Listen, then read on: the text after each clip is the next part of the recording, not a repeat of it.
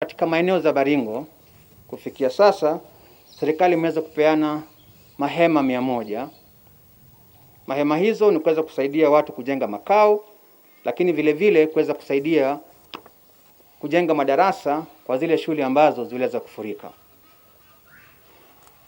Wanafunzi wengine kutoka kwa zile shule wamehamishwa kwenda kwa shule zingine. Kwa hivyo hakuna mwanafunzi yote ambaye atakosa elimu kwa sababu kwamba shule yake labda imefurika kwa maji, imesombwa na maji, masomo hayaendelea tena.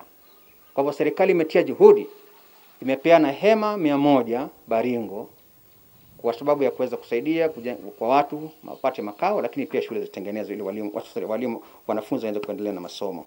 Upande wa Turkana serikali imepeana chakula ya watoto bales 200. Upande wa Takwel Gorge ama Takwel Dam pia serikali imepeana msaada ya chakula ya watoto bales 200, mosquito nets 200 na vifaa vidogo vidogo vya kupikia kama sorted utensils. Upande wa Nakuru katika maeneo za Mwiriki serikali imepeana mabati za kujenga 300 alafu na magodoro 54 za kusaidia. Nikienda kumalizia ni kuhusu swala nzima la BBI.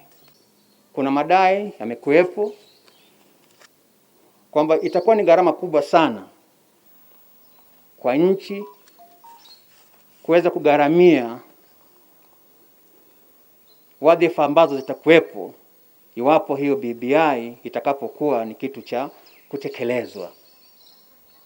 Lakini pia mimi kama binafsi nasema hivi: iwapo utatumia shilingi bilioni 1 kuweza kuokoa shilingi bilioni 100, iwapo unatumia shilingi bilioni 1 kuweza kuokoa shilingi bilioni 100, nadhani ni biashara nzuri hiyo. Anasema hivi kwa sababu gani? Kwa sababu nyakati ambazo tumekuwa na uchaguzi, mwaka mmoja kabla uchaguzi kulikuwa na msukosuko. Inamaanisha kwamba hata na uchumi haujijengi, tunapoteza.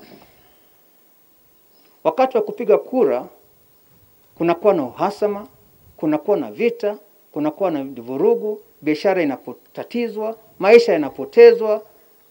Miaka 2 baada ya uchaguzi ndio tunaanza sasa kufanya nini? Kuwa katika hali imara. Lakini kumbuka maisha yamepotea. Maisha ambayo imepotea huwezi rudisha.